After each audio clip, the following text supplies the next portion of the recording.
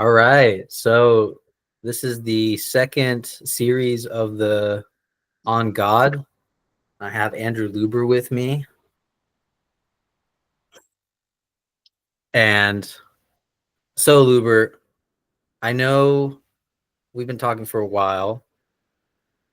Um, let's see if I want to know a little bit of your history. So, one, what's your relationship, if you have one, to your Jewish background and God? And what is like how did your tradition teach it, or did you ever get affiliated with that or anything of that sort?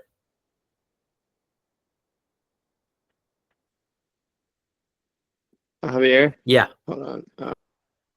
Yeah.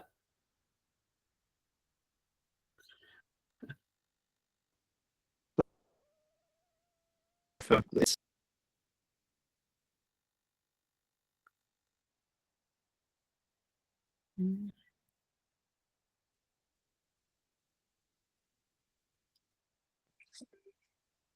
All right. Okay. I think this should be better. Okay. Yeah, thanks. Maybe. Uh, it's an honor to conversation that you had with him. But to dive into my history,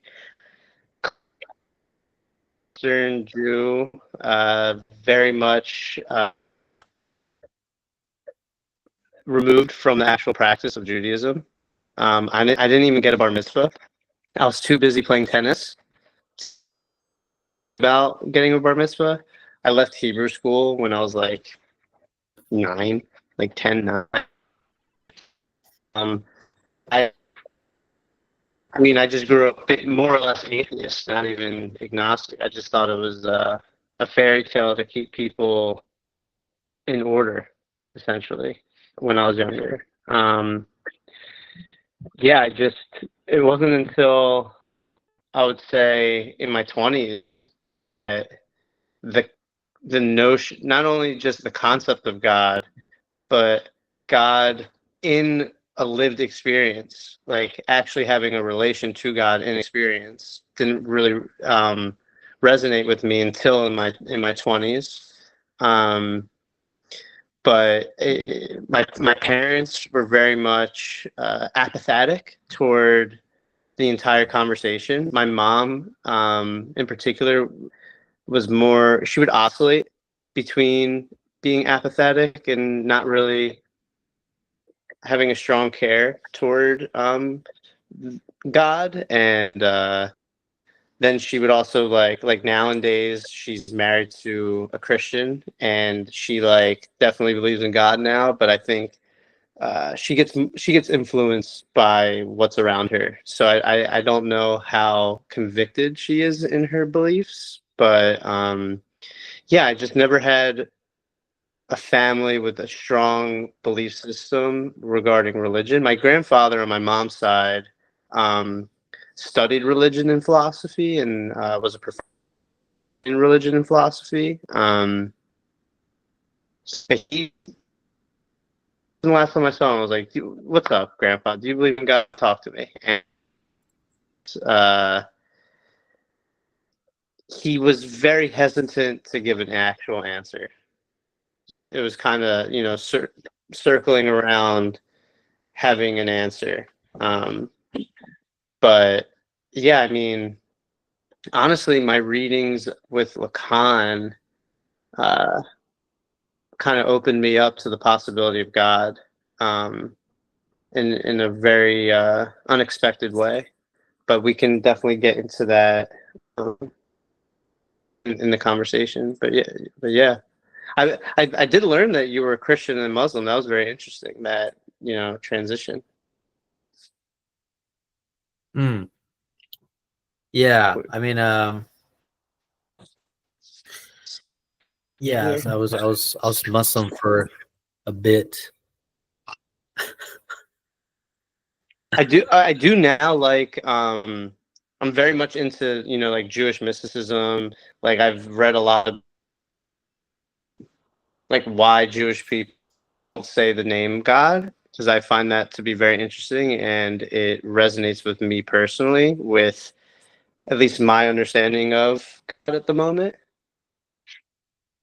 Yeah. Sorry, I Mhm. didn't mean to cut you off.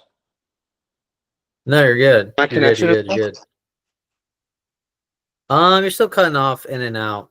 It's not as bad, but you're still cutting in and out a little bit. I don't know. It might be better just to turn off the camera. I don't know if that might help it. Um, okay. Let me did were my sentences kind of incomplete because they were cutting out? yeah, a little bit. I mean, it got better a little bit over time, but then it would occasionally cut out a little bit. Um, Yeah. I was kind of hoping I- like it would.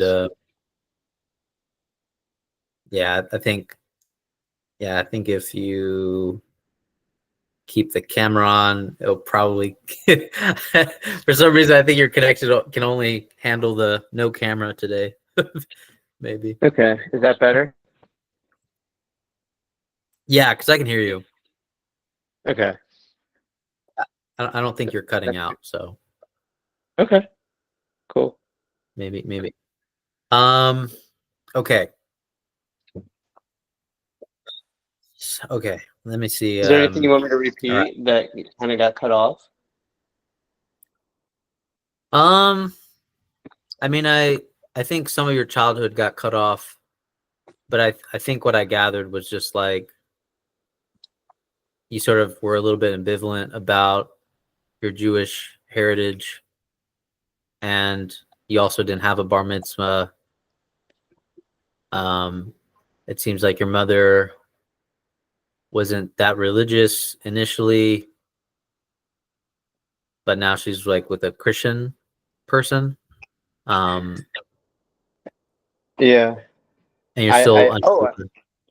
I Go I ahead. should mention a byproduct of me not believing in God, I think, was that I thought as a kid rules were completely arbitrary. Like even ethical standards were completely arbitrary. So I would break the rules all the time and not give a shit. And just my philosophy was that there are no rules when I was younger, and I was pretty chaotic. And then in college I read Kant, and then I became friends with this my one of my best friends. His name's Luke, and he's a very serious Catholic, very smart, one of the smartest people I ever met. And I would say like Kant and Luke and just like my college experience started putting me on the path of having a relationship with God, not just ignoring it completely. Because Hmm. we would debate all the time about it in college. But yeah, sorry, I didn't mean to cut you off. I just recalled that. No, that's good. That's good because I think I was similar to you. I didn't take mine seriously because I was born Seventh Day Adventist Christian, and I had these what I felt were dumb rules about obeying the Sabbath, and I couldn't watch TV. I couldn't hang out with my friends on Saturdays. Um, just all this stuff that I felt like didn't make any sense other than obeying God, which in my child mind was definitely not enough from detracting all the possible fun I could have. Yeah. so so yeah, that it didn't rub well with me. And then it wasn't until my mother, I think my mother kind of saved religion for me a little bit because she kind of said, all right, um, if you guys just have like a relationship with God, like, she was willing to like throw away a lot of the rules away, basically. Um, so I think that kind of saved it for me. Just this idea of like, you know, and of course, as a child, I was like, all right, well, what does it mean to have a relationship if I'm not doing all the rule stuff? So I think my mom kind of left me with a question, I actually. Um, but yeah, okay. Um, so you had a Catholic buddy, and then you ran into Kant. That's funny because going from someone that didn't want rules, Kant is Kant's a really funny guy to encounter with that one. The categorical imperative. Yeah. The groundworks of metaphysics. There's like a small little book that he had that was like 70 pages. That was my first read of Kant, and that I believed in ethics after that, straight up. I mean, he made really good arguments in my mind that I still hold on to today. What the hell is the book called? I don't have it anymore. Isn't it like the metaphysics of morals or something like that, or Yeah, something like that. I'm looking it up right now. My internet permits it. Yeah, I mean, did you have like a book that kind of opened up the ethical dimension? Um, Yeah, the groundworks of metaphysics and morals. That was the book. so I would say the book, it's funny. If we're talking about strictly ethics, I would say Buber, actually. That makes sense. Yeah, Buber's the one that opened that up for me. The Jew. But what'd you say? The Jew. Did you? Yeah, yeah. But actually, the book that kind of got me searching through religion for the first time was it's called Siddhartha by Hermann Hesse. Um, that book was so good. Hmm. It's about the man trying to reach enlightenment, basically. Um, I thought the whole journey process was like analogous to my own searching at the time. So it really inspired me to look into a bunch of religions, and I think after that it like opened the field. I was exploring Taoism, Hinduism, Buddhism. I was just exploring all of that. Um, so after your Catholic friend and Kant, what's how are you thinking in connection to God now? And a sub question is God, this is an interesting one. Is God something that we should argue for, about? Should we have proofs? I think that's the question. So it's a really good question. It's a really, really good question. Should we have? Yeah, I mean, we're we're a creature of language, so I think everything at some point needs to be processed through argumentation. I think it's to try to think of a practice or concept that doesn't go through the dimension of argumentation is, I think, a naive approach. Just because we're we're creatures of language, like language needs argumentation in order for language itself to evolve and become more fruitful in itself. Um, but uh, I think that I think God needs to be an argument. It can't just be lived. I think to try to convince the other that there's a God is fruitless. It's stupid because it's very much, from the first perspective, uh, from your own perspective.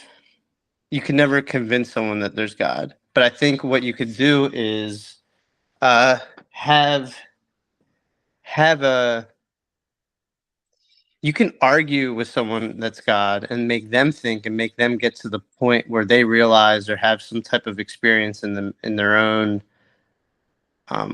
worldview.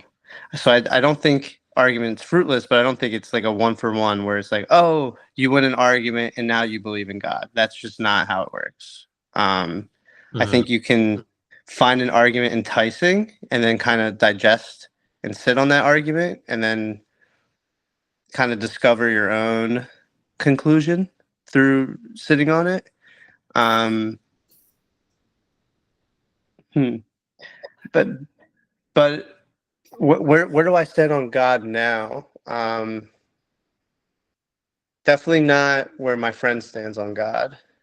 Like your He Catholic has a friend? very yeah. I mean, I haven't talked to him in a little bit about it, but I remember in college he would say very contentious things that would piss off all other Catholics all the time. Um, he would, it's like classic where it's like God is love. He would not think that. He would not think God is love. Uh, where my first encounter with taking God seriously was the notion of love. But I realize now, actually, maybe we do have the same point of view, because I don't think God is just love. Because I think love is just one approach to the tension of life itself. And I think God is this tension itself. And I think there's other notions that also have its own approach to this tension. So, um, for me, where I stand on God, just to elaborate on what I mean by this tension, we were talking about like Heidegger's, distinction between being with a capital B and beings with a lowercase b, and basically, the tension is the relationship between being and beings, the relationship between the universal and the particular. Um, it can't be reduced to the universal, nor can it be reduced to the particular. And ironically, when you think about this tension, you realize it after the tension already kind of has an unfolding where you're able to see the universal and the particular. But when you really think about it after the unfolding, you realize that the particular and the universal actually spawn out of the tension itself, and that you just kind of got a glimpse of one unfolding of that tension and one approach. So it's like you have your own God is love. Well, that's because you had your own experience, and that experience revealed particulars, and that experience also at the same time pointed to universals.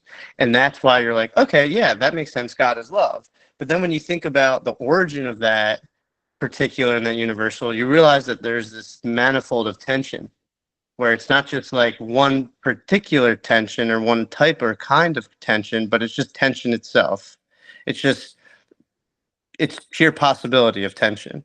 And in that possibility of tension, um, you can get different approaches to how you articulate God. And that's why I think Jewish people can't, they don't want to name God, because to name God is to almost to uh, create a derivative of this like dynamic tension. To have Mm. a definition of this dynamic tension, the language limits it in a way where it doesn't appreciate how dynamic that tension really is. I guess I'll start with that. I know I said a couple things. Mm. Yeah. Well, I think this is gonna be weird because I think I think my first hunch is that we actually agree, but Mm-hmm. I think that I don't necessarily. So there's a couple of things because in the conversation with Jockin and Jockin was like, um, God is also beyond being, right? Yeah, he Um, did say that. so he would have problems, and I think I might too, um, with being and beings. But I will answer the first contention that you made, like this idea of like God is love. I'm going to make an argument for how God is love actually doesn't deny the other approaches that you're proposing. I would say because God is love, these other approaches are available, basically. Like, because God lets beings be, that these approaches are available, essentially. And that's out of love. And you could say that's how all the other attributes kind of delineate from, right? Like love can also be merciful. Love can also have a sense of justice, and so on. I'm actually kind of borrowing from like an Islamic view kind of argument. There's a hierarchy of names per se. There's 99 names, but there are names of God for Islam that have more. There's sort of a hierarchy to them. But yeah, fundamentally, I would say to me, to say God is love actually doesn't contradict the multiplicity of avenues that God can be approached from. This is why I would be heretical here for a lot of theists, where I would say, this is why I don't really care what religion people are in some sense. Because if you're a Buddhist, if you're a Hindu, if you're a Taoist, if you go through your religion deep enough, experientially, and I think there's a couple of exemplars from each religion where when they meet each other, like when Thomas Merton meets Suzuki, who's the Zen exemplar who introduced Buddhism to America, literally introduced Buddhism to the Western world. They're not bothered by each other at all. Like they're not even fazed by each other. Like they don't even have theological, like they don't talk about like theological disagreements with each other. They're like, they just like, they have these moments where like, I see, like we understand each other. We know exactly where the other is coming from. Would you say, Luke? No, I was just moving, but my I guess my point is it's not that love contradicts the other approaches. Yeah. It's that having a definitive label or term makes the subject more myopic to the possibility of the other approaches. That would be my claim. I think if you're saying like if the person is getting fixated on God is love as a concept versus the actual living of it, I would agree. Because, for example, you could make the argument that a bunch of fundamentalist Christians make this argument and are still not actually loving, essentially, which is myopic, right? It's myopic. They are fundamental. And this is actually the problem too. And this is why I was making the argument that it should be beings and not being. Because to say God is love is to fixate on being and not on beings. And I also think the tension is not between being and beings. And I'll explain why. Is because let's just say for a moment that we're going to say God is being and then there's beings. There's no tension between God and us. There's no tension. The tension is within ourselves. It's within ourselves that we create this tension. There is no tension between the universal and the particular. It's the particular has a tension with itself, which creates contradictory avenues. Basically, for example, if I were to give this example, like Christians, they can't break past their they can't break past their own myopic view of religion and accept like a Buddhist view of religion, because for them it denies being. But I would argue it doesn't deny being. It denies their particular view of being, which is rooted in their beings itself. So the tension is actually what I would call like it. I would still say like this is why I'm saying like I think we agree, but I want to go more into like a dissecting this more and further, which is to say that Yeah. the tension is really between the concept of being, not being itself. There is no tension between being itself. There's a tension between the being as concept and the particular beings that are trying to relate to being. But they're always relating to a concept of being, but that concept of being they don't understand is not external, but internal. It's an internal tension. And this is why mystics and contemplatives talk about releasing, letting go, because once you release the tension between yourself and the concept of being, being remembers itself. And then you remember being. But it's that interior work that has to be done. And this is why sometimes some contemplatives think that it's not even worth arguing about God, because what it is that beings can't see themselves as beings because they only have concepts of being. And it's that very tension within themselves that also block themselves from seeing each other as they are.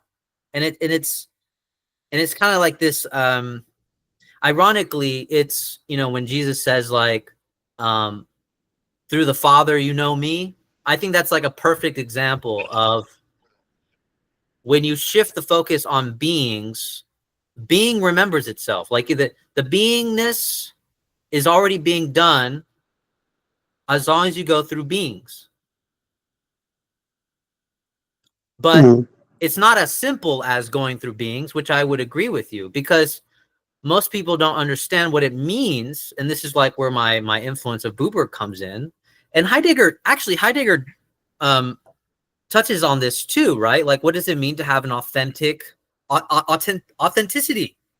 I think that's like, this would be the similar approach. Like when Heidegger's thinking about authenticity, people think who they are is authentic, which is not true. Buber would agree. We don't have an authenticity. It's because there's a tension within ourselves about the concept of being and our own being. And so until we are able to, in some sense, forget ourselves, and this is the interesting thing about which part should we forget, right? Because if we don't forget ourselves, we forget capital B being. But if we forget ourselves, my argument is being remembers itself. Being already does the work, because being is what allows everything to be. And it's we that struggle with seeing being as it is, which would also allow us to see beings as they are. Okay. All right. Let me clarify. Let me clarify how I see being and beings. If we take Jockin's example of like the chair or the table, Uh-huh. beings is the term that we would refer to as table. Yeah. But the being of the table would be almost like the theological component of us seeing it as a table. So like let's say or let's say chair for this might be easier. The being of the chair could be comfort. So like the being of the chair to me is like the enduring feature of what makes the chair the chair. Mm-hmm. But the particular being with the lowercase b is just being called a chair. The problem is when we pick an enduring feature and we label it as such, Yeah. we limit how dynamic that enduring feature really is. So Yeah. is a chair just comfort? Yeah. No, but that's one approach to the concept of the chair. Mm-hmm. You Mm-hmm. know, you have different shoes. You got shoes that have a concept approach of like it being fashionable, but they're so uncomfortable, they're unbearable. Like Yeah. girls with high heels, like the red bottom high heels. It's like Mm-hmm. Christian Louboutin's like, I didn't make shoes for comfort. I made shoes for you to look sexy. That to me, he's operating under a different enduring Mm-hmm. feature than like Skechers. If I could jump in, Yeah, please. so what you're pointing out is something that I think perfectly aligns with the way Buber describes I and it and then I thou. Mm-hmm. So the way he talks about it, right, is that we live in an I it world. I mean, well, so it's not really a dualism, like everything is entangled. So, but I'm going to speak as if it's a dichotomy, right? Everything's entangled within it, as you pointed out, right? That there's an enduring essence in beings, and Buber calls that the I thou. But what Buber brilliantly points out, which is what you're alluding to as well, which is Buber says, when we encounter the tree, we only see it as an it, as an object. But if we surrender ourselves, if we open ourselves up, we can encounter the tree not as an it, but as a thou, as a presence, as a capital B, as a glimmer of a capital B being. But then here's the other catch, though. It's not just that. Buber says once this meeting happens, it collapses and it falls back into an I it, meaning that we wouldn't be able to depend on this meeting as a gathering of our knowledge, because knowledge is concerned with things, is concerned with I it. Buber actually says when this meeting happens, you know no thing. There is nothing to know. So that means that the encounter nullifies itself, and this is also like very Heideggerian too, right? It nullifies itself the moment it becomes present. And you can't come away with anything else other than, and this is the catchy part, other than your own internal transformation from the encounter. So this would explain, for example, if somebody were to come to you and be like, bro, God is love because I have this experience. That means that their experience is true. But what you've been pointing out is that they have taken this experience and they've transformed it into a concept. They say God is love. God is love as a concept. But I would say this is only half of the part of the problem. The other part of the problem is the praxis that is missing in the encounter. And this is what the mystics and contemplatives always talk about, which is that you have to surrender. You have to continually let go. It's not about just having an experience with being or encountering being.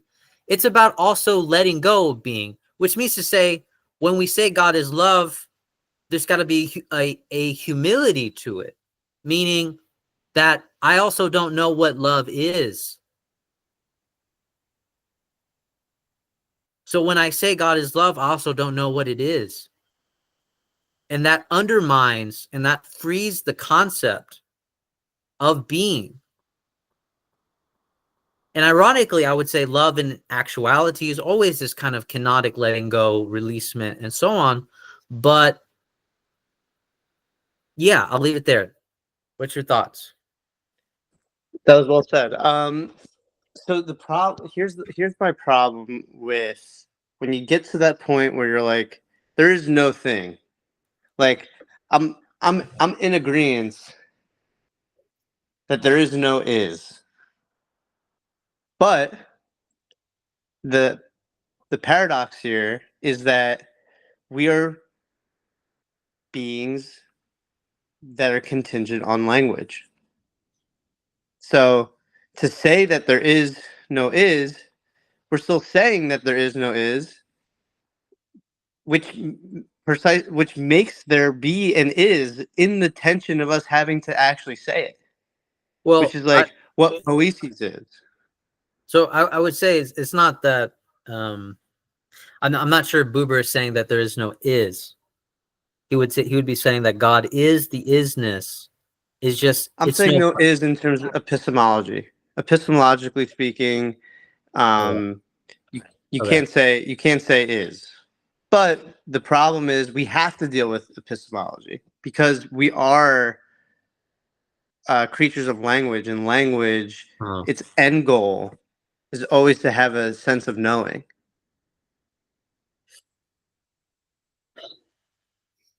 Like to me, it's hard to separate epistemology and linguistics because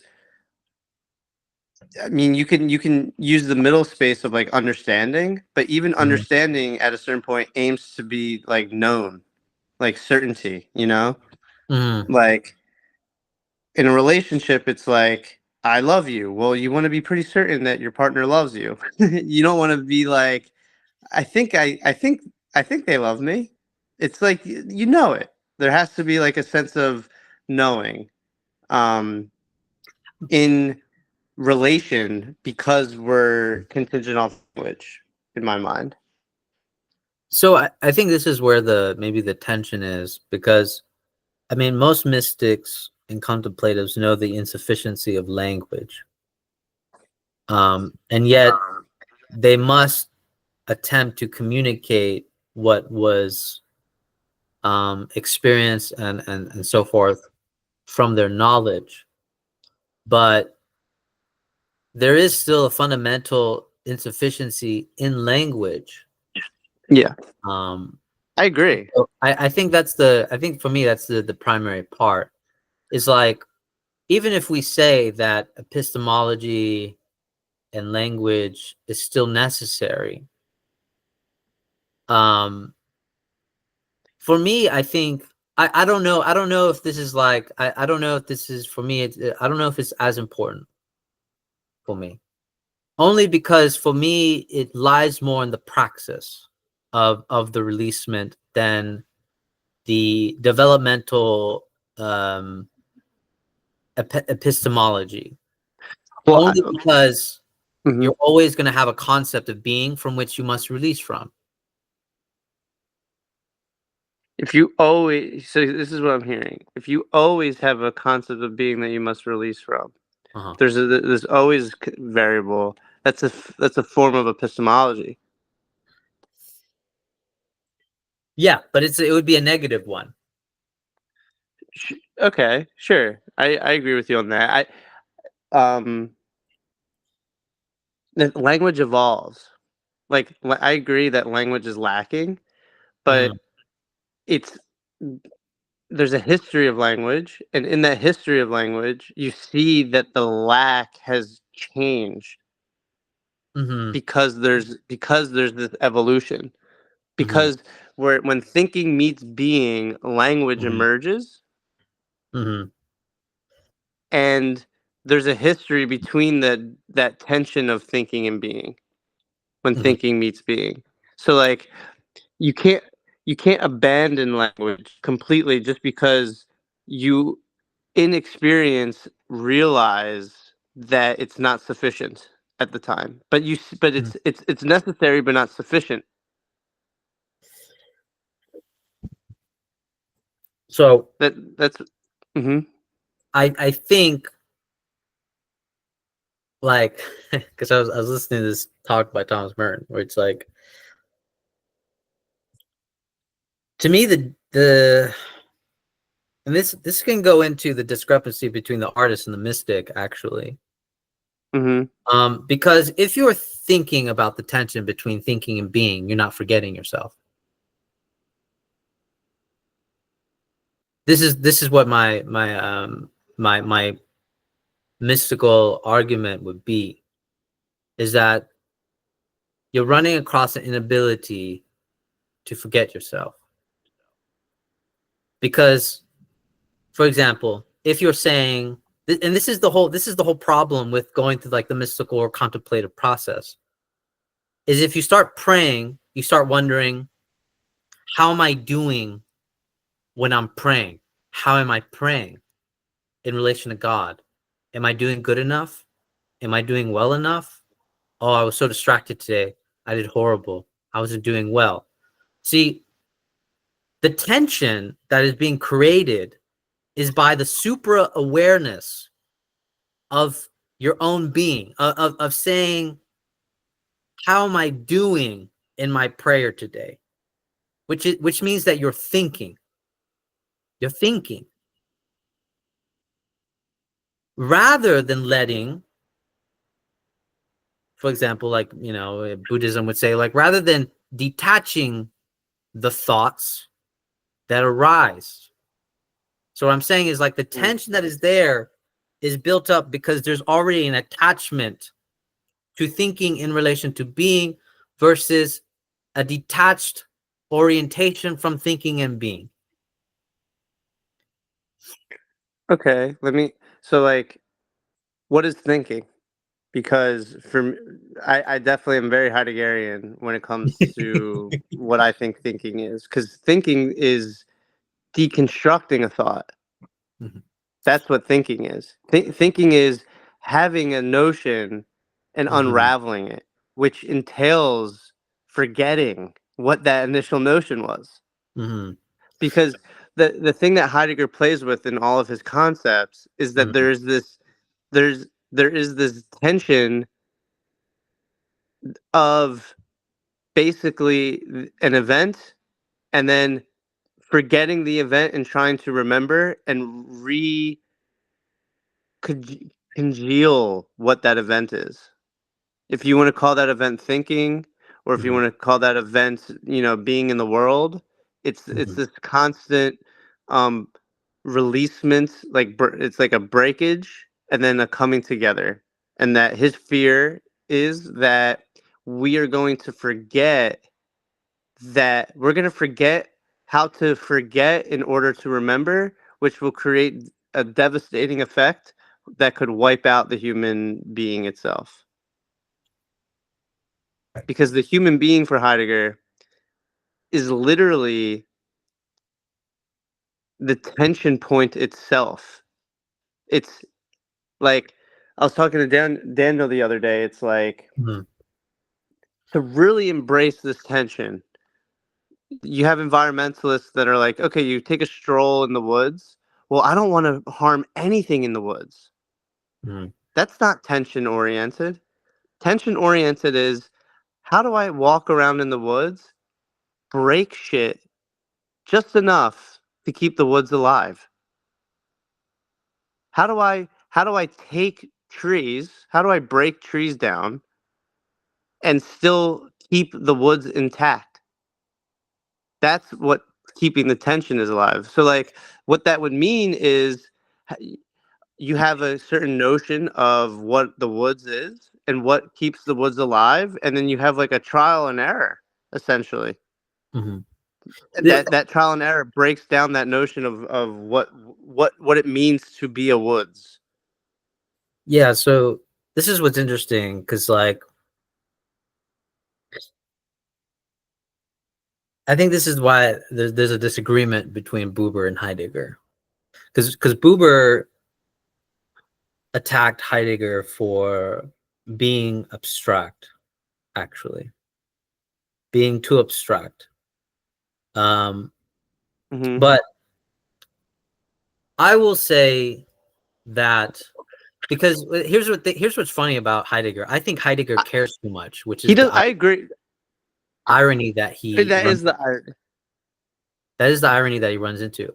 And but I will show you why, because like you made the perfect example of we have the concept of forest, and then how do I walk in the forest and break enough shit so that I basically don't destroy How do you forest. keep the tension alive, not overcome the tension? Like Yeah, people, okay. Yeah, so the attention a lot. tendency is like, how do I overcome death?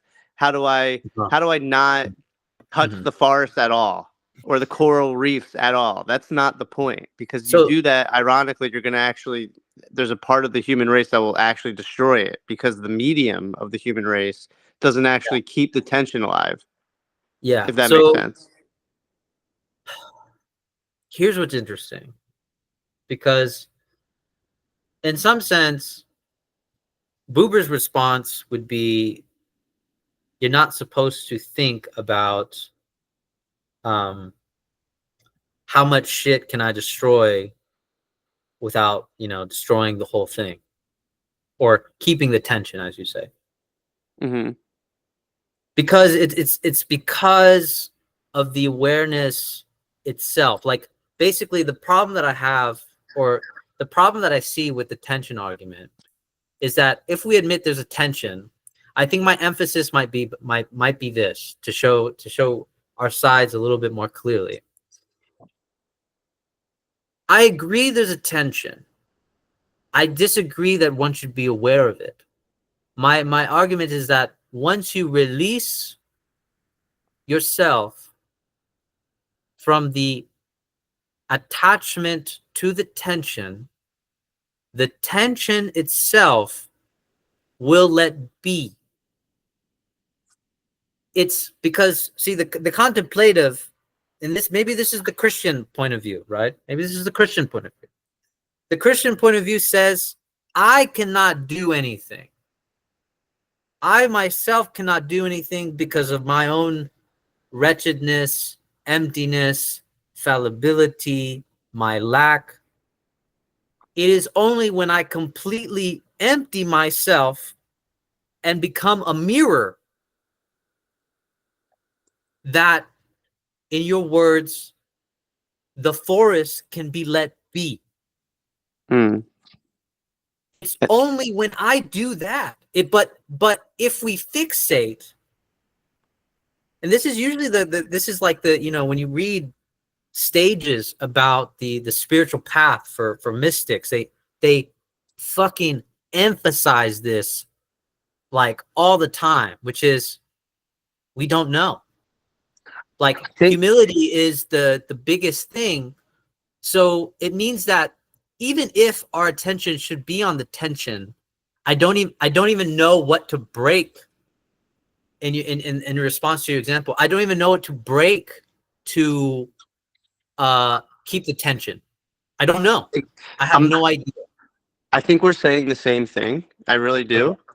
Um, the difference is, and then I'll really explain why. Mhm. Having that particular approach to tension doesn't lead to a praxis. Which one? Like understanding to not pay attention to the tension, because Well, you get to a that's the point. thing, though. Mhm. Well, that's the thing, though, because Like what it's you, the it's, sorry, real go ahead. quick. At Go ahead. what you said at the end, where it's like I don't even know what to break. Yeah. You get to you get to a state of unknowing. Uh-huh. But I agree in not paying attention to the tension, but I don't Mhm. agree in this sense. If you Yeah. really take tension seriously Yeah. as the primordial vitality of what gives rise to poiesis, to Yeah. expression itself, to action Yeah. and everything after, Uh-huh. choice, etc., if you really take it seriously, you realize how dynamic it is. Where you can't, me saying, oh, when I'm walking in the woods, how do I break shit just enough to keep the woods alive? That is one theme of that tension. That's not the tension itself. That's an approach to Mhm. what could be a tension in this situation. When you, so like, because it's so dynamic, you Mhm. have to, this is why I'm like very big on theme and like themology, is Mhm. because it's aware of the assumption that you take, the assumption regarding that tension, Mhm. because it's always an assumption that you have. That's why, Mhm. in a certain sense, it makes sense for someone to be like, the focal point shouldn't be on the tension itself. It should almost be like a byproduct of a certain, mode of being, because you're aware of not focusing on the tension. Mhm. But the problem with that is you can't explicate a praxis. So like so like, I want to be able to explicate a praxis. So in my mind, it's like we need to have a method, a framework in which it's aware of the assumptions that it takes, Mhm. while it allows you to have that assumption unfold in a particular, you know, practice. But it's while it's unfolding, it's aware that it's operating under a certain assumption, and that it's open for an argument to show itself, to not an argument to show itself, for an argument to kind of say, hey, there's a better assumption here, which will change the unfolding. It's almost like a uh, pick and choose type of situation, because you're kind of like so open to how dynamic this tension is, that you're because you're aware of the unfathomability of what that tension really is. Mhm. You have to kind of just make an absolute choice of what that assumption is, Mhm. play it out while you're aware of it being an assumption, a necessary assumption. Mhm. And the goal is to kind of have a structure where you're able to like kind of uproot that assumption and instill another assumption of that tension. Am I making sense? I think you're making sense, and I think you're making clear where the discrepancy might be. Hmm. Um, I didn't mean to cut you off. I just wanted to get that thought out. no, no, you're good. You're good. You're good. Because you're fixing on the how do we um how do we leave open the possibility for a new assumption to emerge, and it results by first being aware of that we have an assumption. Um, and so in that sense, we understand that we're making an absolute choice. It, did I gather that right? Yeah, because because like, for example, the approach of not paying attention to the tension Uh-huh. is an assumption. You're assuming, Yeah. oh, if we don't pay attention intentionally to this tension, a mode of being can be conducted such that, being can just be. So there is a slight there is a slight caveat to that.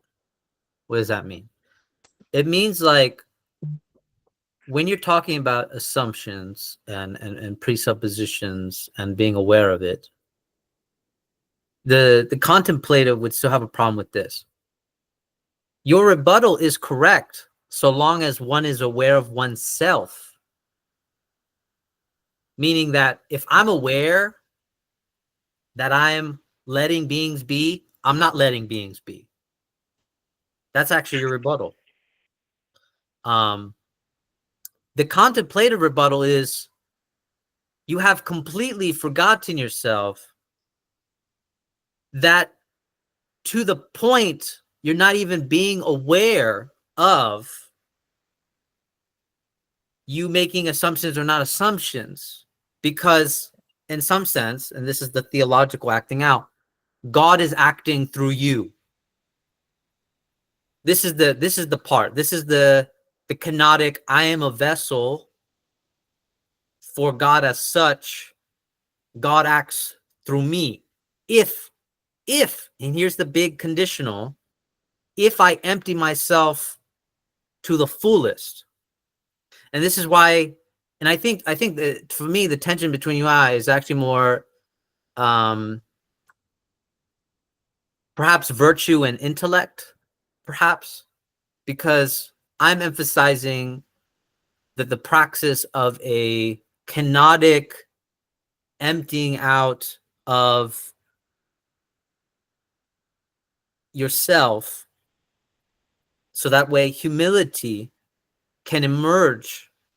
And once humility emerges, you don't need to be concerned about that yours is an assumption, or that the assumption you choose is an assumption from which it's a possibility or something.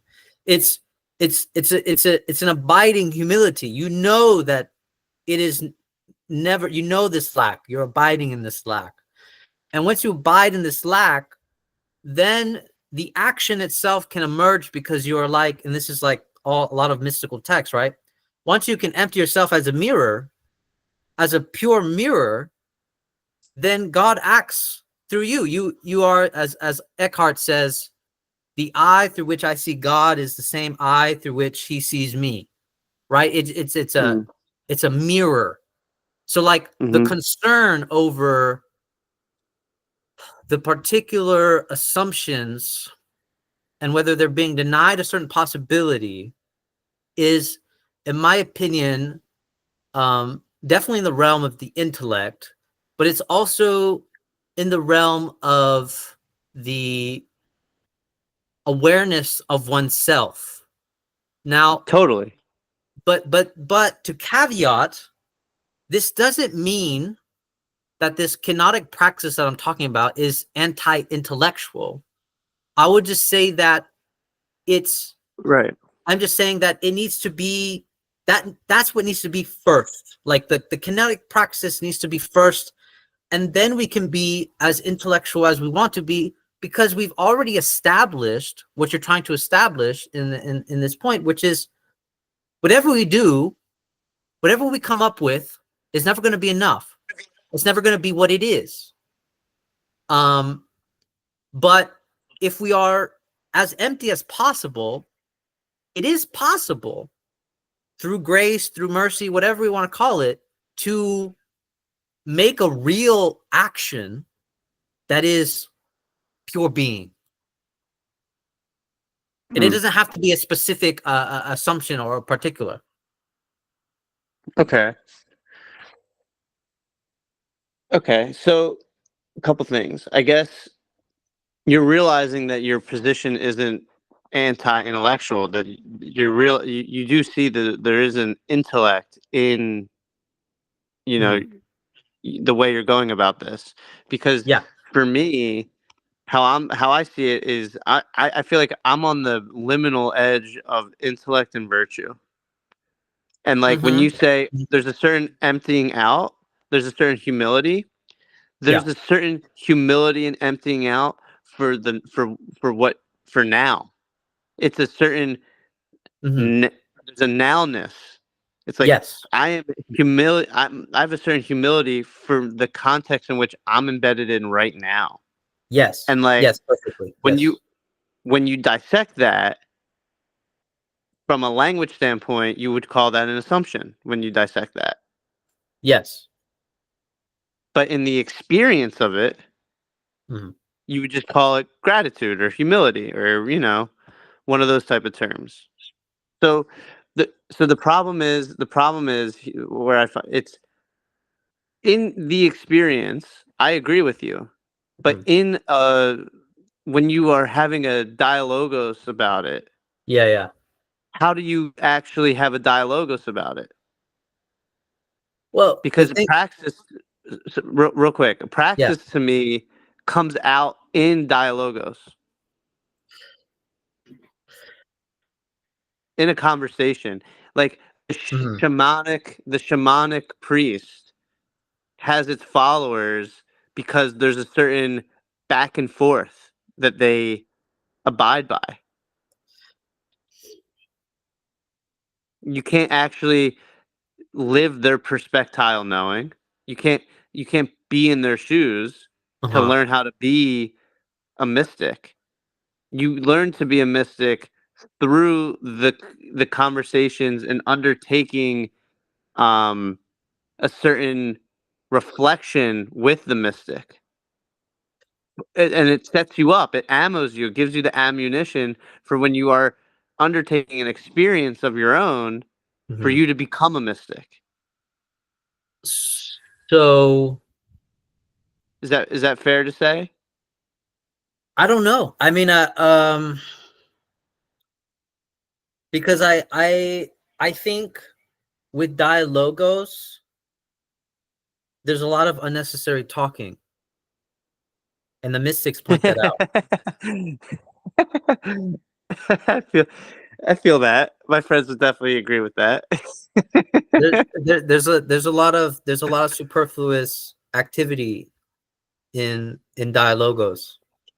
I agree as a praxis that with dialogos, if done well, you can unfold ideas and unravel assumptions. I have no doubt about that. But mystics like Thomas Merton will argue it's more about if there is a dialogos happening, it cannot be what is being said. It has to Mm, be in the silence of what is being said. And it's that kind of tuning in that we can possibly encounter each other as beings. mm, But the problem with the dialogos is it's contingent on it's still in my opinion it can still deny the internal tension of the one that's conversating, meaning that if meaning that the dialogos has no proof, no inner transformation to show me that the conversation partner that you're talking with experienced a actual transformation versus a repression and agitation of what was being said, meaning that we can have a conversation together and we could play niceties almost, where it would almost seem as if conversation is going well. But as you know, us as human beings, we're very deceptive. So we can walk away unchanged with a silent disagreement about what was said, and and that's it, basically. mhm, Right? mhm, Like mhm, I could be, if I wanted to be, I could be a pushover, but also like so there's like a couple of extremes in the dialogue process is like one, its first condition is we have to be open to each other, right? That's the first thing. mhm. But if that's the only praxis, the mystic argument is you have no solitude for yourself, because you need Well, solitude, and solitude is not necessarily going off and being by yourself. That can involve that. What I'm saying is you have no interior solitude to where you can remain as an open vessel to listen and conversate with. right. And Okay. that dialogue logos process requires that praxis. It requires the inner tension of the individual to be constantly let go in order for dialogos to work. The reason why dialogos looks like it works is because sometimes as conversation partners, we're able to detach ourselves away from the concepts that we're so enamored to. But we still, in my argument, need a praxis for ourselves to be able to do that constantly. Yeah. So, okay. I think maybe let's talk about praxis, I guess. Mhm. Because I think maybe we have a disagreement on what that entails. Okay. When we say, like, okay, being open to the other, just being open as a praxis, that to me is a concept, not a praxis. Being open is a concept. Because here's where it's like, okay, how praxis is more like how to, but it's not how to in like the colloquial how to. Uh-huh. It's the how to in the like Heideggerian sense of the world is constantly changing how to. Because the problem with the current how to books is it's like this is how you do this, and it's a constant no matter what. Yeah. it's it's not philosophically a how to, because a Mhm. philosophically a how to is this is how you do something, or in other words, this is the enduring quality of what you're doing. Pay attention to how this enduring quality rubs off in the context in which it's applicable to. It's a Mhm. more patience in watching, and there's a judgment call, a constant new, a difference, a repetition and a difference, where it's like what's repeating itself is that there's this enduring quality. The difference is this enduring quality has to do with a context that's always changing, Mhm. and that's the difference. So it's like, and that's the problem when you say the word God, to tie it back to God for a Yeah. second, is oh, stop. um is when you say, okay, if we were to just say, like, oh, being open, oh, Uh-huh. God, to me these are concepts, these are Mhm. derivatives of actually embodying this. I, right now I'm just stuck with the word tension. It's embodying this, the tension of life itself. Mhm. um but it's not helping, at least me, understand how to actually have this philosophical praxis. So I agree with you. When Can I I sorry. say, yeah, so I agree with you. But when I say being open, and Hmm. this is tricky, because yes, when I say being open, there's a sense in which, like, to me, I'm making two delineations, right? Being open, there's being open in the sense of concept, and there's being open in sense of doing. Yeah. Okay. So the content, the you could say the mystical journey, right? Let's take prayer, for example. You have to begin with the concept. It's undoubtable, right? You have to begin with the concept of God in order to take at least the Abrahamic mystical journey. Okay. So you have to begin with the concept of God. The praxis, the mystical praxis, is precisely the continual releasement of the concept of God. That's all that it is. In fact, that's all that I'm saying. But what I'm saying is that the reason why dialogos falls short a little bit is because if you don't have this internal praxis within yourself, then the dialogos is more like you hit some, you win some, right? Um, but also the mystical journey says uh we can't control this process either. It's a gift. It's a givenness. This is where I would agree with Heidegger about time, right? It's a given. It's a gift. Um, Thinking is thanking, right? Um, so when we're thinking, we're thanking because of what was given. But then ironically, it's not ours. And this is the whole mystical point, is that you have to detach yourself from thinking that it's yours. You have, in fact, you have nothing. You know nothing and you have nothing. Now, those are concepts, yes, but those concepts can align itself in the present moment if you are doing the praxis. If you can actually align the concept with the praxis, then you understand what it means to know nothing and have nothing. But you can't stop there. It's always a continual releasement, letting go, because that means once you think you know and you think you get it, let that go.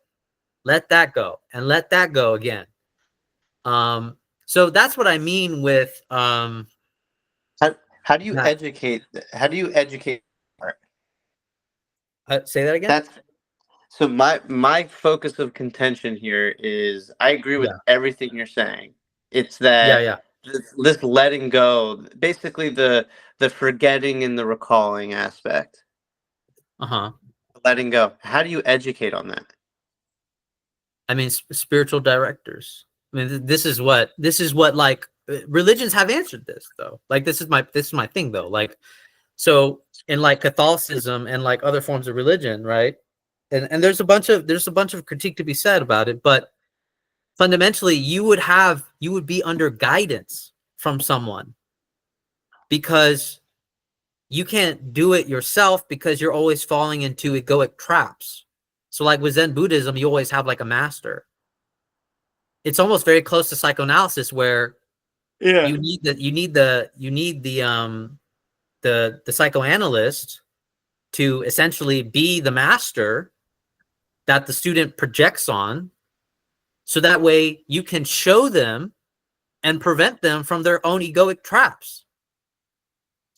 Um, to me, it's the same thing. Like that's how you get educated, is that you have a spiritual director. This is like more the Christian sense, a spiritual director, some type of guidance to prevent a what you would call perhaps a what is it called, a short circuit, to Yeah. prevent a short circuit. My problem with the spiritual not religious is that fundamentally they don't care about authority. And it's the failing of religion that they dismiss authority, but also it's the failing of religion that they have emphasized only legalistic external things versus giving actual spiritual direction for people. Mm. Because it's very clear that this movement is the lack of spiritual direction, when in fact there is so much spiritual direction in religious texts, in mystical manuals about how to do this. But we also lack the masters and spiritual directors to be there, right? So that's my response. So what I hear from what you're saying is the problem in today's world is when you have like a mentor of that capacity, spiritual leader. Mm-hmm. There's a trust and an authoritarian issue. Mm-hmm. What I hear at the baseline of it all is friendship. Yeah, It's yeah, it's not that you have someone above you. It's that you yeah. have people that you can go on the journey with, and they bring their own perspective and their own relation to this divinity, Mm-hmm. and in their tension with their divinity, they can talk to you about that tension, and you can talk to them about your tension, and within that brings another tension, Mm-hmm. and that tension develops some type of dynamic where you would call it a spiritual leader or something, or a mentor, whatever. Yeah. Um, the problem is we've gone through this process so much. Like you said, there's so much information and literature about this. but there isn't anything that explicates this in a scientific way.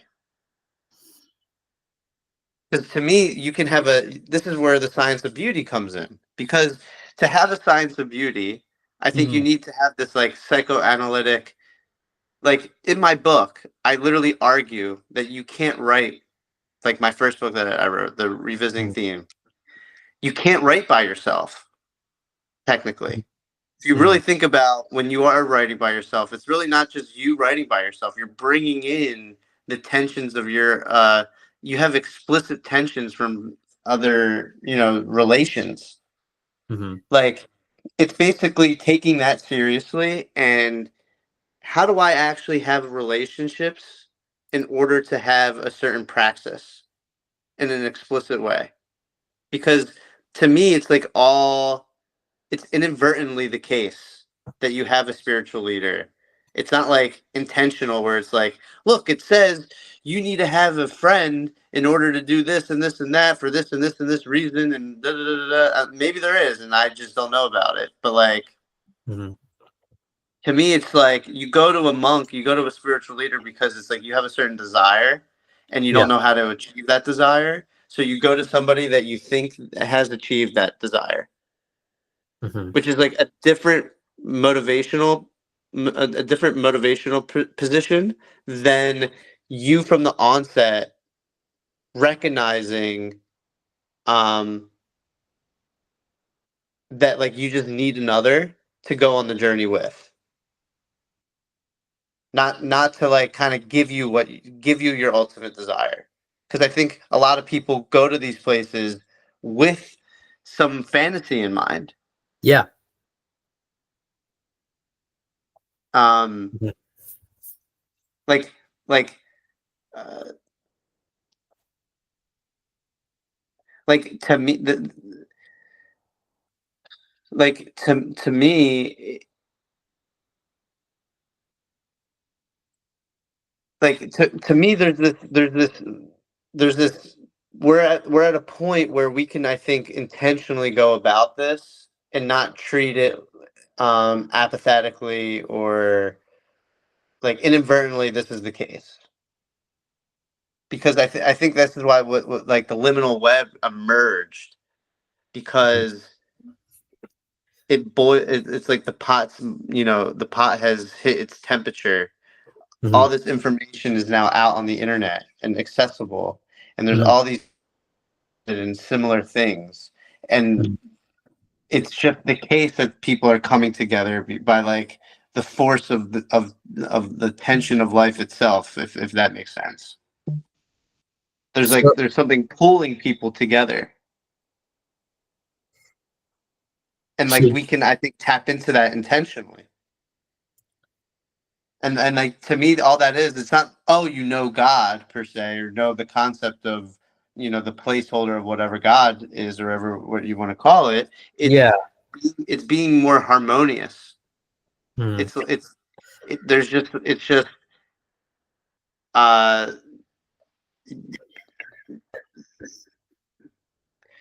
I'm losing my train of thought. Okay. But yeah, it's just like being more harmonious if we can explicate the process such that the praxis is like more easily available and not put on this pedestal of like, oh, a spiritual leader, you have to go through this spiritual journey. Like to Mhm. me that's just like taking away, you don't need to go on a quote unquote spiritual journey. I think you just need to go on a journey. Like Mhm. it doesn't need to be, you don't need to travel to the Himalayas and go to this place or that place. Well, um I mean, to be fair, like the mystics would kind of would agree. I mean, you don't need to go to India. Um, but I mean, there's a couple of things. I mean, one, when I say these things, I do feel the same way about you when it's like, oh, this sounds like very hierarchical, kind of like exclusionary kind of things. Um, But there's also another element to this, which we've forgotten the word. We don't say this word often, but Catholics would say this, right? Your vocation. What is your vocation? So what does this mean? It means like not everybody's called to be a mystic. Not everybody's called to be a contemplative, to be one that is you know, in monasteries or in certain monkhoods or so on. This is why you could say some of religion shifted to more common people, right? Like Lutheranism. Lutheranism took away the authority, wanted to bring it to more common people. Um, and then also, was it Pure Land Buddhism did the same thing, right? It took away the authority of having like a Zen master, to where common day people could just chant the name of the Pure Land Buddha and get promised into Pure Land. The issue, I think, and I think this is the contemplative answer, because Thomas Merton would say something like this, is that we can't do anything about this. And this is why some of the contemplative answers is, and this goes back to like the argument that Thomas Jockin and I were having, and we weren't arguing, we were agreeing. We were saying that it's the shift from the external to the internal. Because and this is like, this is, I mean, this is not, I don't intend for this to convince you. I highly doubt this will convince you. But for me, it's this, this, to me, I think this is the difference between the philosopher and perhaps the mystic, is that the philosopher is asking, what are the ideas? What are the methods that can change the world? The mystic says, how can I change myself? And in changing myself, I hopefully change the world. But that byproduct, that changing the world part, is not the fixation, is not the preoccupation, because a part of the tension that is there, because I would argue that actually by you doing this, you're getting rid of the tension, because you're asking, how can we do a praxis that is available to everyone so they can understand this?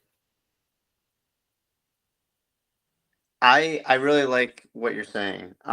It's not, the idea isn't, oh, let's make a praxis so that we can overcome the tension. It's, how do we make a praxis such that individuals amongst their own friends can develop their own praxis, and it changes in order to keep the tension alive.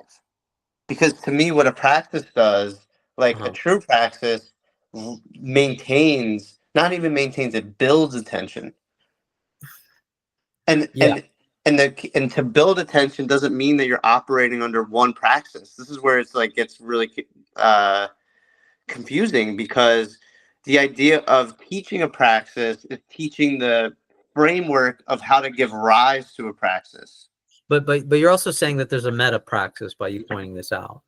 There's a Because what you're saying is, and like this is the, I think this has been some of the differences, or like some of our misunderstanding with each other, is that when I say praxis, I'm talking about, I'm not denying the other forms of praxis. What I'm saying is that I don't know if you ever read like St. John of the Cross. Like I briefly like heard an audible, right? Like when I was like way back, when I was like coming to Arizona, driving to Arizona. Like this was like, when I first moved to Arizona, I was listening to Audible by St. John of the Cross. And St. John of the Cross, his praxis what he would literally do to his students was he'd be like, I see you really like doing that mode of prayer. You're not going to do that anymore. You're going to do something else. Right? And that would throw them into the dark soul of the night, basically. Because what happens is, and I think you would agree, is that once you develop a praxis, you get attached to a praxis. And what's deceptive about a praxis is that it can become your crutch for comfort, for intimacy, anything. So so when I say praxis, I'm actually mean that there's a meta praxis, that the mystics understand a meta praxis. What is that meta praxis? That the praxis itself is letting go, even of the praxis itself. That you can never get attached. The whole aim is to let go. So it's a meta releasement. It's like you can't actually believe that your praxis is what's going to get you there. That's what the mystic teaches you. You can't actually believe because you pray 30 hours a day that you're better than people, that you're going to get there by yourself, that you're holier than thou. You're not. It's because whatever you got, it was given to you and it's a gift. And so the mystics have a praxis where you shouldn't even think about your progress. You should just forget your progress. Forget it. Even like Thomas Merton says, like, prayer shouldn't be a big deal to you. Prayer should be like breathing. Don't make it any more than what it is. Don't think about prayer. And so there's a metapraxis, and that metapraxis is what the mystics do. Meaning that when I say praxis, there's a sense in which the only praxis is the continual releasement of everything.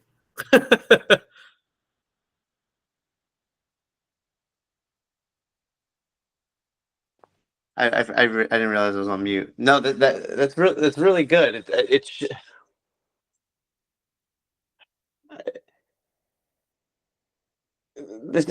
It's the same problem that I have when people just use the word God. Yeah. What you're saying, because when you just say, just release it, just forget about it. Uh-huh. It's like the same as when someone says, follow God's will. Yeah. So I don't know what to do with that.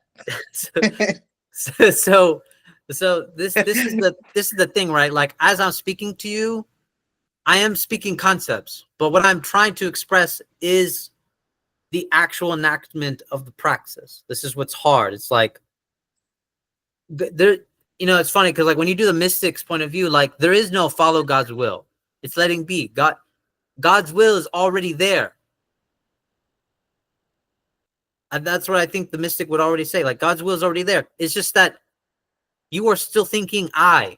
You are still thinking attachment. You are still thinking about loss.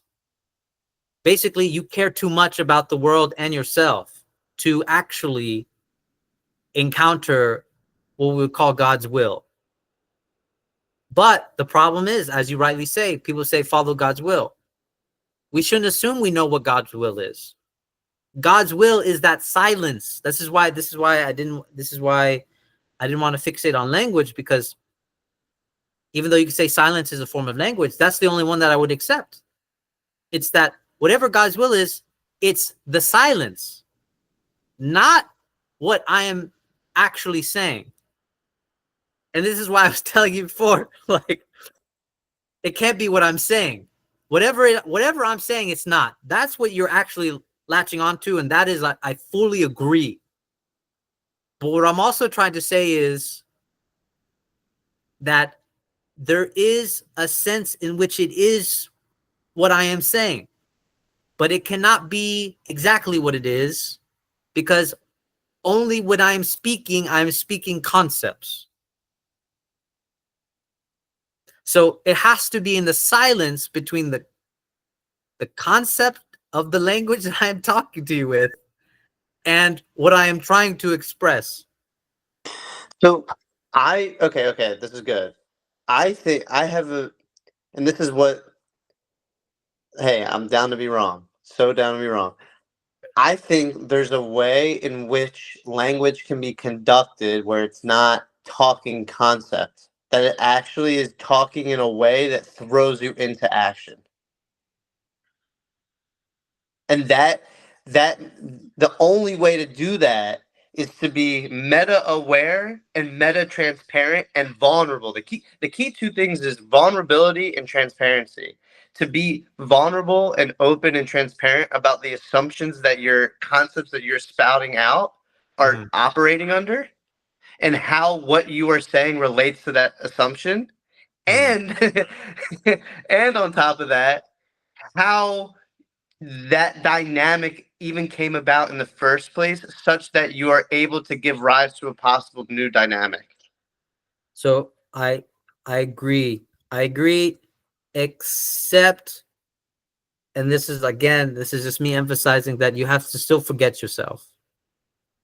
Because if you make the conditions what you say it is, the problem that I see, and it's the problem that I ran into when I first read Buber, was I would be in a conversation and I would start assessing myself, being like, am I being vulnerable enough? Am I being open enough? The moment I'm doing that, I've already missed what you said. That's the problem. I Well, already missed what I said. I'm already being opaque to you. isn't it when you think about so like out of that process that I just spouted out, Yeah. I think the forgetting occurs when you try to think of the origin of the assumption at and not just the origin of the assumption, but the origin of the assumption as it relates to the concept that comes out of that assumption. In trying to remember that origin, you Mhm. forget, and that's actually what ironically gives rise to the possibility of a new assumption, Mhm. and therefore a new concept that comes out of that new assumption, or different assumption. Because when you think, this is the Heidegger part. When you think about origins, you Mhm. realize how you don't remember. Yeah. like I mean, like there's this Schelling quote. Let me read this to you real quick. mhm. I read this to Daniel the other day because I've been thinking about it pretty nonstop. Mhm. Um, okay, I'm reading from the middle of the paragraph, but I think you'll get the gist. And this is Schelling's book on the historical critical introduction to the philosophy of mythology. Okay. Thus, he only credits to the poets that the gods were known. This does not prevent, but rather necessitates judging by the matter, assuming that it was thematically present prior to both poets, only in a dark consciousness, chaotically. Oh, actually, I'm gonna start beforehand. Sorry. Forgive me. Okay. He only says they were not known. Thus, he only credits to the poets that the gods were known.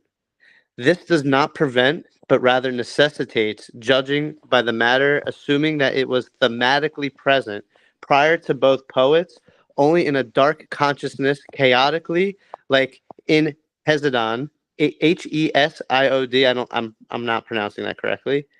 Um, like in X word, the Hesiod word, especially. Here, accordingly, a double emergence into being shows itself, once in according to the material and in envelopment, then in the unfolding and exposition. It thus becomes clear that the history of the gods was not immediately present in the poetic form in which we find it. The implicit history could basically well be poetic, but not actually. Thus, it did not emerge into being poetically. The dark foundation, the first foraging place of mythology, lies beyond all poeses. The foundation of the history of the gods is not laid by poeses. This is the clear result of the words of the historian if they were if they if they are considered in their full context, which, if taken seriously, cannot be recalled. That's the funny. That last part made me laugh because the point, and I said this to you on Instagram with that is prior to the expression of experience, there's an event. And in trying to remember that event, you realize that you don't remember it. So you come up with a creative expression in order to try to remember the event. And it doesn't ever actually capture remembering the event. Yeah, so I I don't know mean, if that resonated with you, but it's to me like it still resonates perfectly like within like Buber's framework. I mean, this is how he explains basically religions. Basically, but he doesn't call it event. He calls it encounters or meetings. So like basically, the meeting happened, I thou happened, and then it collapses into an I it, and that's how it turns into a mythology. The only thing that's interesting that Buber adds is that even though it collapses into an I it, meaning that we can't remember, or we realize that we don't remember, is that if we are open enough, if we surrender ourselves, we actually can encounter the very origin with which that mythology was distorted. hmm. So it means that this is I think this is what's funny, because like this is the mystical argument actually, because I actually think Buber is very much in line with a mystical argumentation, which is to say that the now is always present. We're not talking about now in terms of time. We're talking about this eternal now that is always present. The problem is that once you have a glimmer of that presence, something happened that you could say that's the event, that's the counter, but then it collapses into an I it, or it turns into a mythology, or it transforms into knowledge. But the problem is with that knowledge is that it already forgets the encounter. So for Buber, it's a progressive returning to that encounter. Like, but the thing is, you have to have that in like it like basically, for example, you can have an encounter with like a piece of art, right? And it could be like an old piece of crap art that people have forgotten about, and you can have a glimmer of a presence in that encounter, and you could see it finally as it really is. But nobody else does, because nobody else is having that encounter. But Buber is saying there's always an enduring presence that is always there, and you could say that's what we call the origin. Yeah, the ever-present origin. Yeah, I the forget who ever-present wrote. origin. Yeah, yeah. So that I don't like. I mean, I don't disagree, but like I mean, the mystic and Buber seem to be saying that this is why you can't fixate on the what fills the content of the event. This is why you can't fixate on that, because it already collapses itself after the event. Like it conceals itself again. And so you have to once again surrender yourself, open yourself up, and this is the whole metapraxis mode, to be able to encounter the present again. Mm. This is the whole thing. Like this is actually that's all. That's literally all of I and thou. That's all of I and thou right there. That's Buber explaining that whole point. Except he has big beef with the idea of union, which I think I disagree with him because he's always trying to maintain like this radical otherness. But I feel like the Christian idea of union is that you can only have a radical otherness if you are emptied of self. And that's what they call union. Emptied of self means that your actual self is coming through, because your actual self is what is the mirror for being. Mm. And so Buber kind of, I don't know, I think he just kind of like fixated on a terminology that he was like, this denies this. But the more that I listen to some of Christian mystics, I'm like, I think they're not denying what Buber is talking about. It's just the radical otherness is talked about as a union, where, you know, the eye through which I see God is the same eye through which he sees me. But it's in my mind, when I hear that, that's what a radical otherness is. Yeah. Okay. No, I with that, I just don't know if I agree with you can actually recall the origin. Because if you can actually recall the origin, then to me you can possess. Then there is no real radical other. There's a So certain possession I don't know if I would say recall. that because the tension. If we could actually recall the origin, there would be no tension. We would be like one with God. Well, I mean, well, that's the thing. Like, that's what I'm pointing out. Like, that's why it always collapses.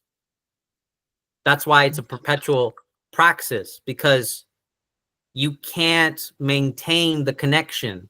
If you could, then you're right. You would be one with God, and there would be no point in talking about this, right? But the thing is, it always collapses. So that's why, in some sense, talking about progress is kind of pointless, because you're acting as if you can finally reach a unification where it won't collapse again. But the only time that the union happens is always in what we would call the eternal now. Or what some Zen Buddhists would say is that you're already enlightened. You just have to realize it. The problem is you always have to realize it.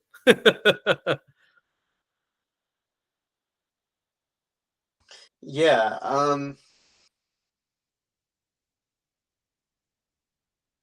Because there's a certain.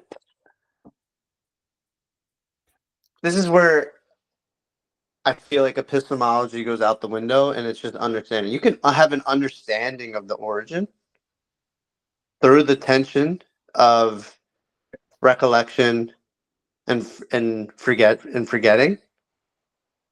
There's like, oh, I understand where I forgot and how I'm recalling, Okay. but that doesn't mean you like know what the origin is. I, the Yeah, it's I mean, but the thing is, you do know, but it's that kind of knowing of unknowing. That's Yes, what it is. It's the knowing of the unknowing. right. So okay, that the knowing of the unknowing. To me, I think we haven't seen how the mystical tradition and the philosophical tradition can converge into a domain. Because So I think there's a way to go about yeah, how you don't know. I, you're I, cutting I out. what Could you was the repeat last that thing part? you heard me say? You said if we can converge the mystic and the philosopher, and then you cut out. Yeah, we can converge it where there's a domain that explicitates how you know that you don't know, and how you go about that. And if you actually can explicate that, then the parameters of a possible praxis will reveal itself. Because all praxis orbit around how it knows that it doesn't know. There's a certain limit to every praxis.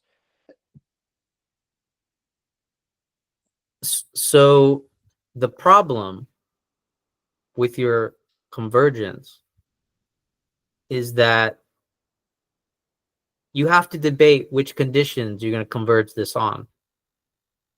What do I mean? The category. Because so far you're talking about, huh? Sorry. Continue.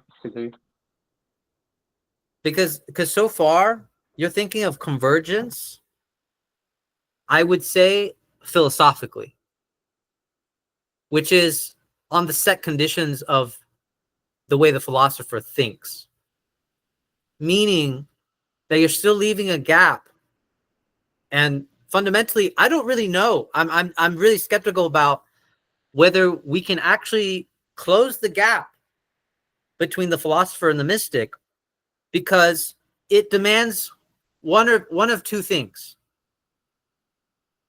If we want to converge the knowledge of the mystic, in my opinion, the only answer that the mystic has is you have to do what the mystic has done.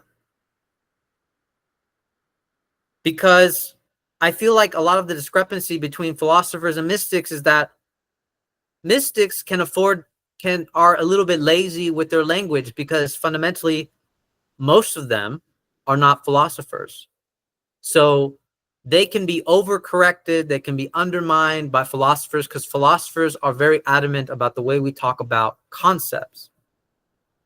But the mystic throws that as a secondary emphasis and is not their concern about the way they talk about concepts. And so their concern is about the praxis itself and the transformation. But I still feel like there's going to be an internal divide, because it comes down to a debate of this. It says, why should we go through the condition of the mystic to even attempt to merge the philosopher's position? Because the philosopher's position, because that means almost giving up the philosopher's position, because the philosopher's position says that you can think through it, not necessarily go through it. I feel like there's a discrepancy where the philosopher says we can think through it. The mystic says, no, you have to go through it. So I don't know. I really don't know, because I feel like one answer could be that you have to go through it. You actually have to skin and blood, go through the mystical journey and then talk about it philosophically. Because like I said, like, I don't deny an intellect involved to express these concepts. The question is, and the question remains, when we study the mystics, why have they never been conserved on converging it? That is also a gap of knowledge that I feel like only a mystic would have, versus a philosopher's question of like, why can't we converge it? And I'm again, I am generally open to this, but I feel like I feel the gap, the huge and the tremendous gap between the philosopher and the mystic, because it really does come down to debating which condition are we going to sacrifice. Do you think it's possible for a philosopher to spout out a philosophy regarding action? Do I think a philosopher can spout out action? Yeah, basically, I agree. You listen to a philosopher, they talk about a concept, and by the end of them talking about the concept, you're like, I really don't know how to act now. Like, I thought I had a sense of what to do, and now I listen to this philosopher, and I'm way more confused. I really don't know how to act. Yeah. I think we're at the point where we've gone through that repetition enough where we can have a philosopher take you through that philosophical journey where you get deeply confused, and then in that consequence of being deeply confused, the philosopher makes a suggestion. The philosopher gives a nudge, and that nudge throws one into action. Not that they are in control of the other, but they help realize the other revealed the action to themselves through the nudge, which is the consequence of that philosophical journey. So, and I think this might be the fundamental difference, because maybe it is true that that could be done, but I think one might lack virtue.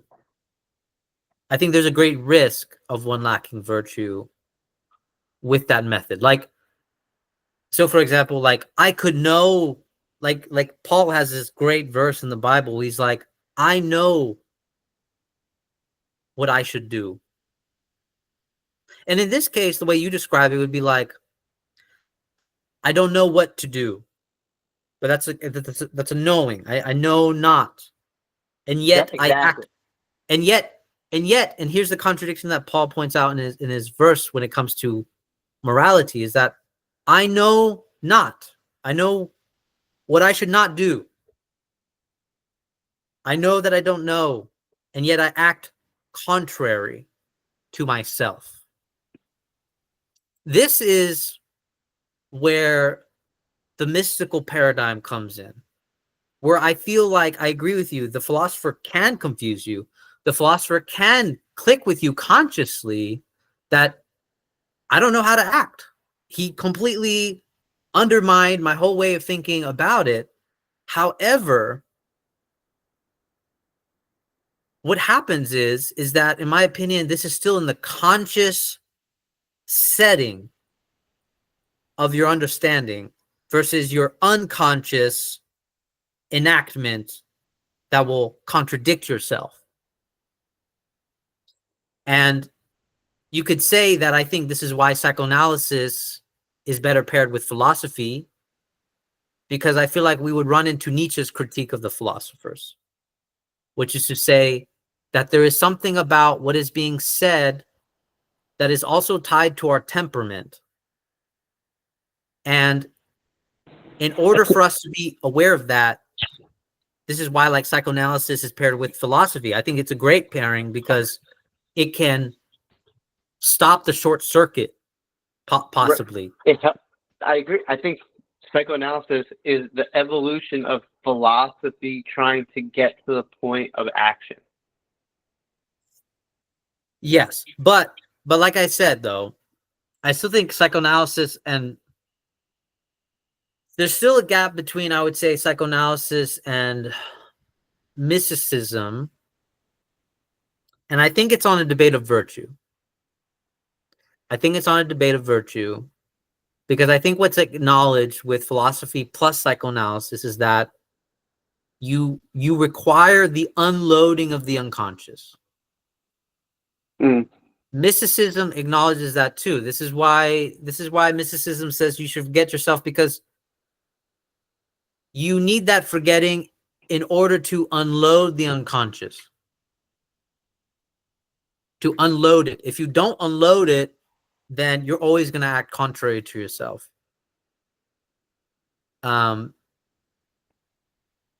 So, you know, this is where it's interesting, because I actually, I don't know if, you know, there's been psychoanalytic understandings of mysticism, and then, you know, but the problem that I have with psychoanalysis kind of trying to philosophize mysticism is that it still does not attempt to bridge the gap by literally becoming a mystic.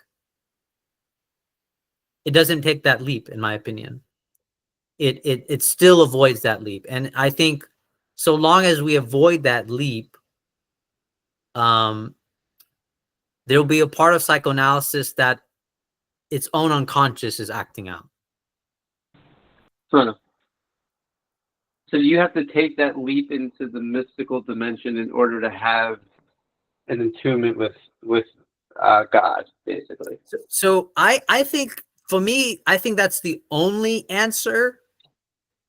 Only because if we're going to talk about the mystic, we have to do it phenomenologically, meaning like we have to experience what the mystic experiences in order to say, even come close to say that we understand what the mystic is saying when he's trying to express this. Because I think when we just read and analyze what the mystic is saying, we make the sin of just kind of sitting back and just assuming what he's saying is what he means.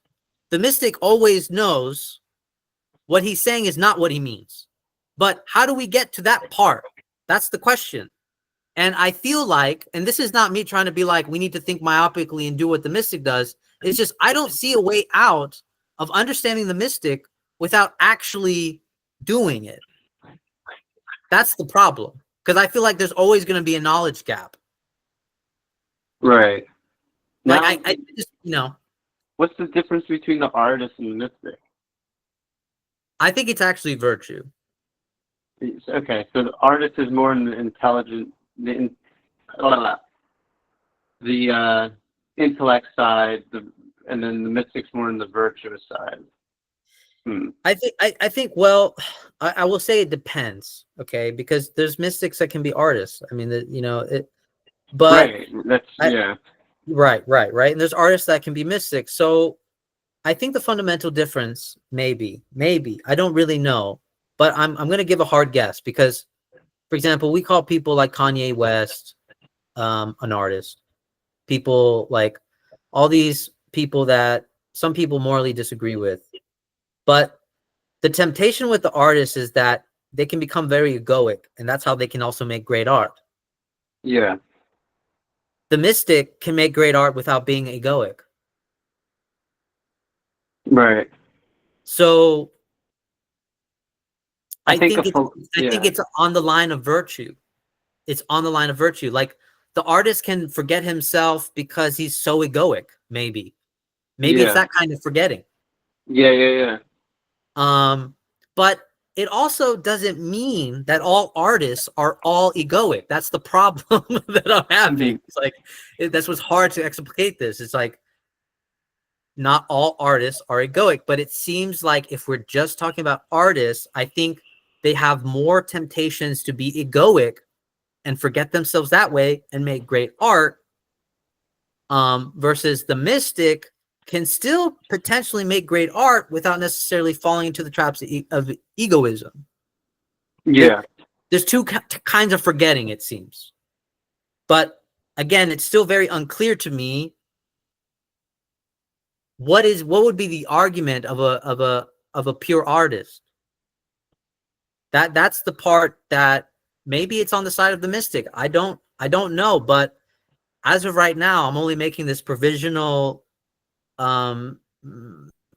difference between the artist and the mystic to say that perhaps the artist is just more vulnerable to egoic temptations than the mystic is. Like there's definitely something that the artist understands because they are able to release themselves and let something be. There is something about the artist that understands what the mystic understands to some degree, but they still do not know, I would say, the metapraxis of letting things be even for themselves. Meaning, like, as an artist, I feel bad for artists because when artists make it big, they end up forgetting what they were doing. Like, yeah. it becomes a preoccupation with maintaining themselves as an artist. Right. And in that sense, I would say you stopped making art then. You've stopped making art. Because if you're preoccupied with being famous or being making money, the mystic would say you care too much for the world. You care too much. You literally care too much to the point you can't make art. You're just trying to make art. That's what you're doing. You're trying. When you when you used to not try. That's when you made great art. But now you're trying because you care too much. That's the potential egoic traps that the artist falls under. Right. But the mystic knows that, though. That's the thing. The mystic knows those are the traps. Like, you'll Right. just care too much. And once you Yeah, care too much, you're screwed. This reminds me, one of my filmmaking partners, he works for Evan Goldberg and Seth Rogen. He's their development assistant, and he's just like, they're just so jaded. They're so jaded, and he's like, I'm scared that we'll be jaded if we make it. and I said to him, let me find this text. But I said to him,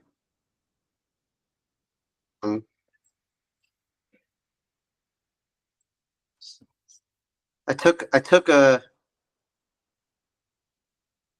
a pill and a bees.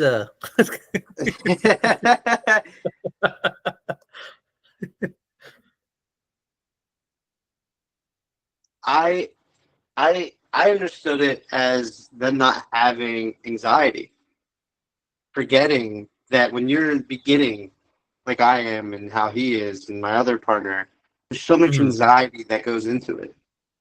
But that anxiety isn't in making it. For us, the anxiety is, are we being faithful to the theme such that the story actually unfolds in that beatific vision? And that's not contingent off of any audience or any external validation or anything.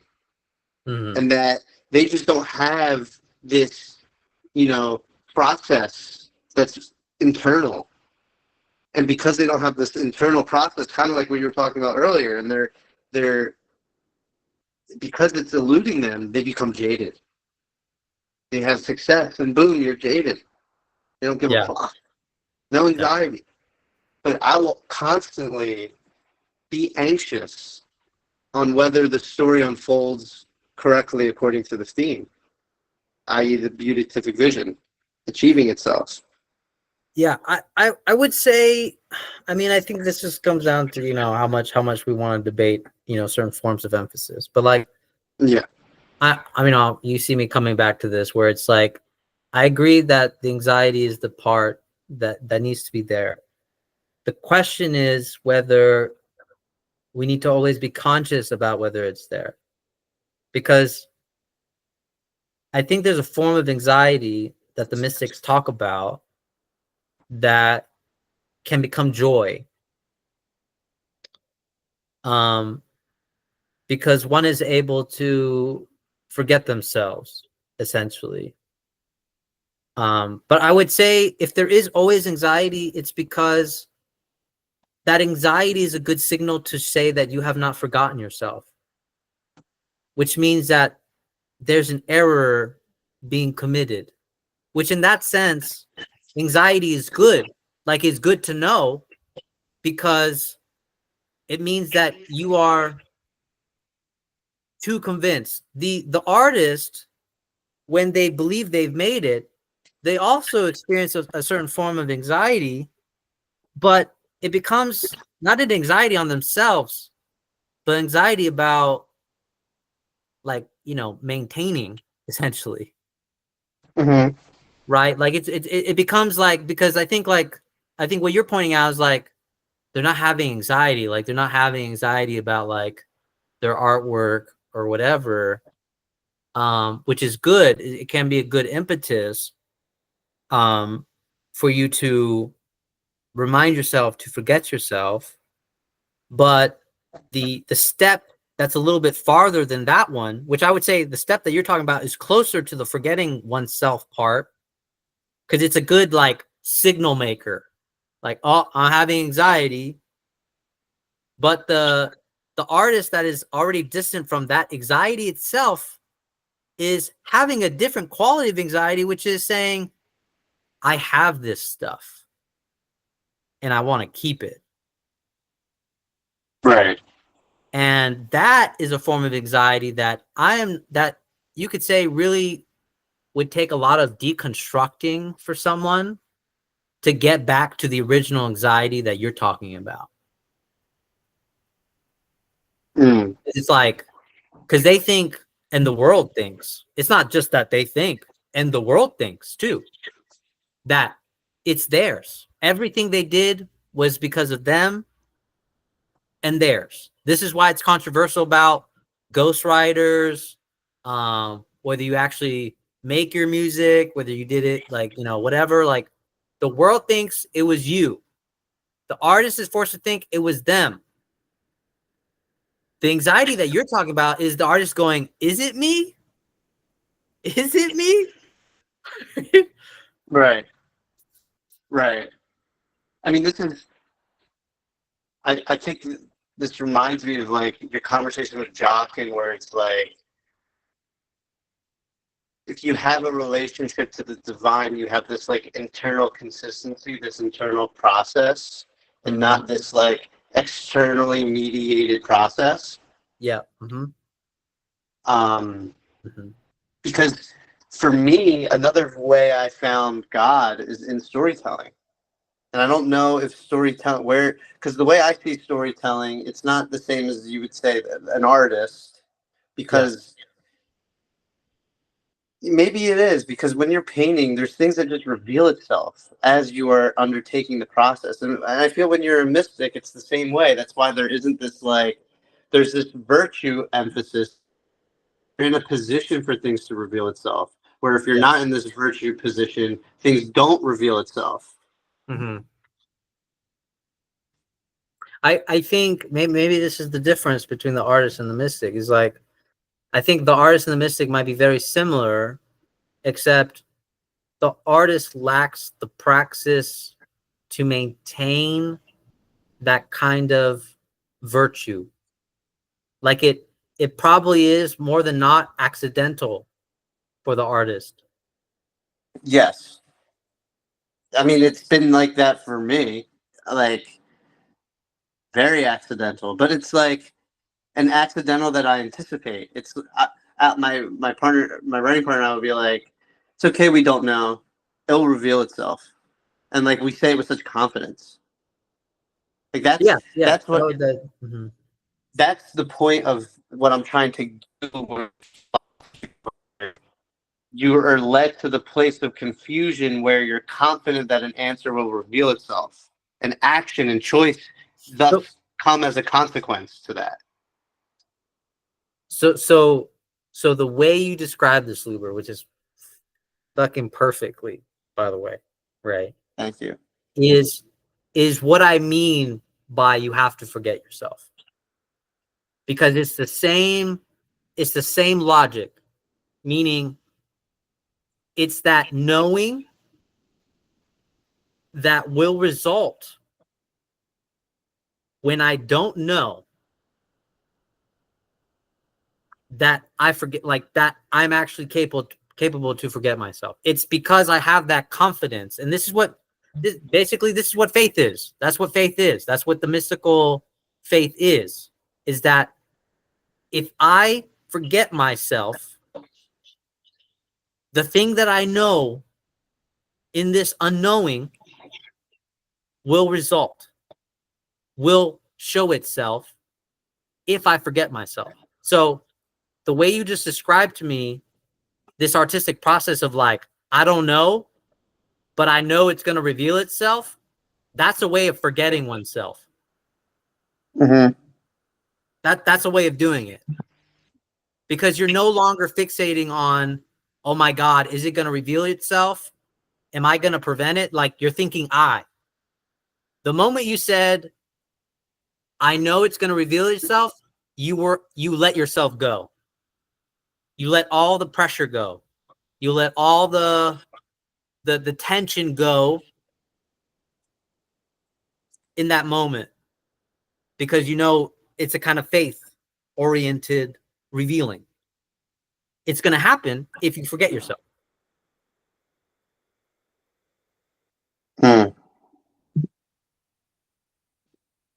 So in my opinion, you did ironically forget yourself by having the confidence that it will reveal itself. And that's the whole like Christian thing, right? Like God is with you. God is always with you. So like, what's the worry? What's the care? What's the why are you griping over the cares of the world when God is with you? Hmm. That's how I would analogously compare it to. No, I totally see that. I mean, yeah, for sure, for sure. I huh. So it makes me think that like when you really, there really isn't that much of a difference then between, you know, storyteller and mystic in that sense. They're just in a different domain. You know, you might say a mystic is for life itself. Mhm. It's possible that the mystic is a storyteller. Yeah. Like it actively knows that it's telling a story, Yeah. right? Because of the internal praxis that they're always cultivating. And in that sense, storytelling would also be like a virtue, like real storytelling, I guess. Yeah. Uh, uh, so I mean, Yeah. yeah, I mean, yeah. I I mean, want that's to. I want to interesting. think on that. I didn't find myself saying that. I didn't plan myself saying that, so that's surprising for me.